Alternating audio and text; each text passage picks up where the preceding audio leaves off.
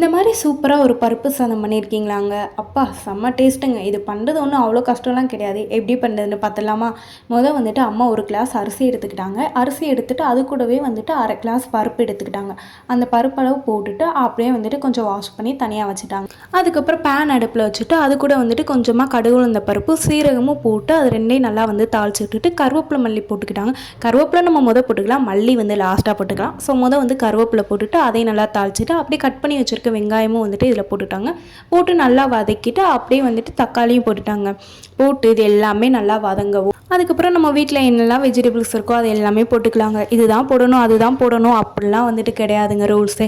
என்ன வந்துட்டு போட்டாலும் செம்ம டேஸ்ட்டாக இருக்கும். ஸோ வெஜிடபிள்ஸ்லாம் போட்டு அதையும் நல்லா சூப்பராக வதக்கிட்டு அது கூடவே கொஞ்சமாக சாம்பார் பொடி வந்து போட்டிருந்தாங்க. அதுக்கப்புறம் வந்துட்டு கொஞ்சமாக மஞ்சள் பொடி போட்டுட்டு அதையும் நல்லா வதக்கிட்டு அதுக்கப்புறம் இது கூடவே வந்துட்டு ஒரு எலுமிச்சப்பழ சைஸ்க்கு வந்துட்டு நம்ம புளி கரைச்சி ஊற்றிக்கலாம். புளி கரைச்சி ஊற்றணும் அப்படின்னா வந்துட்டு கொஞ்சம் சப்புன்னு இல்லாமல் டேஸ்ட் கொஞ்சம் கூட்டி கொடுக்கும்ல, அதுக்கு தாங்க இது ஊற்றுறோம். ஸோ அதை ஊற்றிட்டு அதுக்கப்புறம் வந்துட்டு இதுக்கு தண்ணி வந்து நம்ம நார்மலாக வந்துட்டு ஒரு கிளாஸ் அரிசிக்கு வந்துட்டு 3 கிளாஸ் வந்து ஊற்றுவோம்ல, அந்த மாதிரி ஊற்றாமல் எக்ஸ்ட்ராவே ஊற்றிக்கலாம். ஏன்னா அந்த காயும் வெந்து வரணும்ல, அதுக்காக தான் அம்மா வந்துட்டு ஒரு கிளாஸ் அரிசிக்கு வந்து 5 கிளாஸ் தண்ணி ஊற்றிருந்தாங்க. ஊற்றிட்டு அப்படியே ஓப்பன் பண்ணி பார்க்குறப்ப சூப்பராக வந்து இருந்துச்சுங்க எல்லாமே.